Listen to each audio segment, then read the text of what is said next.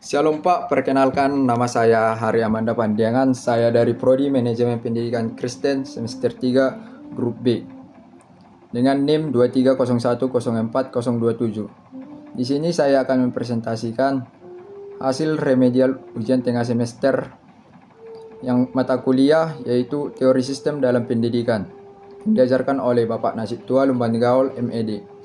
Soal yang pertama yaitu jelaskan satu teori termasuk konsep, prinsip, dan implementasi teori tersebut dalam bidang pendidikan. Jawabannya yaitu konsep teori belajar.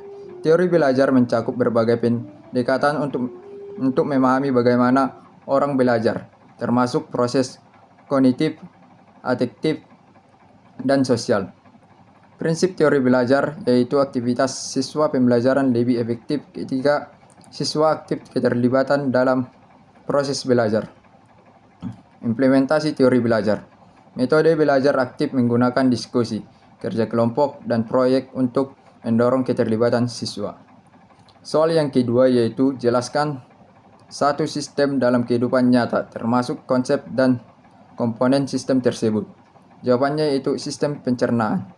Sistem pencernaan adalah rangkaian organ dan proses yang bertugas untuk mencerna makanan, menyerap nutrisi, dan mengeluarkan sisa-sisa yang tidak terpakai. Tujuannya untuk mengubah makanan yang kita konsumsi menjadi bentuk yang dapat digunakan oleh tubuh sebagai sumber energi, pertumbuhan, dan perbaikan sel. Komponen sistem pencernaan. Yang pertama yaitu mulut, tempat di mana pencernaan dimulai. Gigi memecah makanan dan air liur membantu melumatkan makanan. Kerongkongan, saluran yang menghubungkan mulut ke lambung, di mana makanan ditransfer melalui jetakan peristaltik.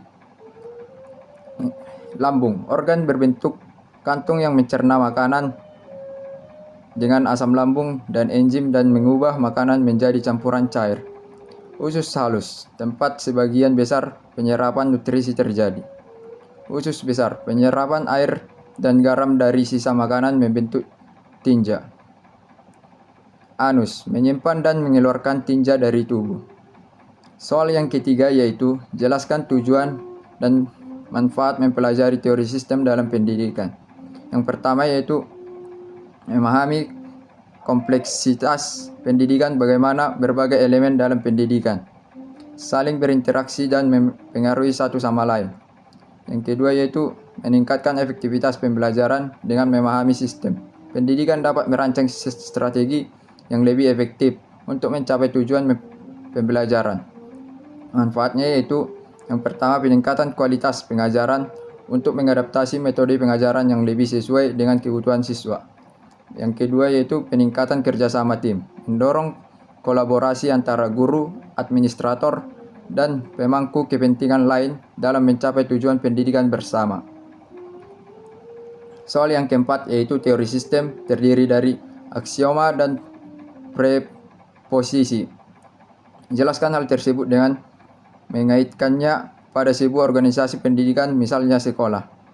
Jawabannya yaitu aksioma dalam teori sistem pendidikan adalah prinsip dasar yang tidak dapat menentukan pembukaan dan berfungsi sebagai landasan untuk pengembangan teori lebih lanjut. Dalam sekolah beberapa aksioma mencakup yaitu yang pertama, sistem terbuka. Sekolah beroperasi sebagai sistem terbuka yang berinteraksi dengan lingkungan eksternal seperti masyarakat, orang tua, dan lembaga pemerintahan. Perubahan dalam lingkungan dipengaruhi kegiatan dan kebijakan sekolah. Yang kedua yaitu interdependensi.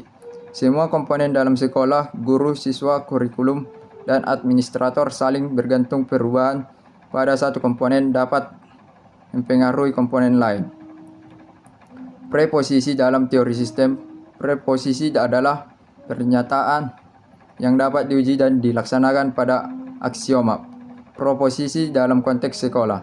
Yang pertama yaitu peningkatan kualitas pengajar. Jika guru diberikan pelatihan profesional yang baik, maka kualitas pengajaran akan meningkat, yang pada gilirannya akan meningkatkan pencapaian siswa. Yang kedua yaitu keterlibatan orang tua dalam kegiatan sekolah, maka motivasi dan prestasi siswa akan meningkat. Yang ketiga yaitu kondisi fisik sekolah atau fasilitas dan kebersihan diperbaiki, maka siswa akan merasa lebih nyaman dan fokus pada pembelajaran. Yang kelima yaitu uraikan satu permasalahan sistem pendidikan Indonesia dengan mengimplementasikan metode berpikir sistematik. Jawabannya yaitu yang pertama, what? Rendahnya kualitas pendidikan, barangnya akses terhadap fasilitas pendidikan. Yang kedua yaitu wow, peserta didik dan guru. Yang ketiga yaitu when, saat proses pembelajaran. Yang keempat yaitu where, sekolah dan kelas. Yang kelima yaitu why, keterbatasan dana. Dan keenam yaitu how, membangun dan memperbaiki fasilitas pendidikan. Pemerintah memberikan bantuan dana. Soal yang keenam yaitu berdasarkan general sistem teori terkhusus menggunakan sistem terbuka, jelaskan mengapa sekolah disebut sebagai sistem terbuka. Jawabannya itu sekolah dapat dianggap sebagai sistem terbuka karena berinteraksi dengan lingkungan. Sekolah tidak saja berfungsi sebagai tempat belajar, tetapi juga sebagai pusat sosial dan budaya. Interaksi antara siswa, guru, staf, dan komunitas lokal membuat sekolah berhubungan erat dengan lingkungannya. Input dan output dinamis.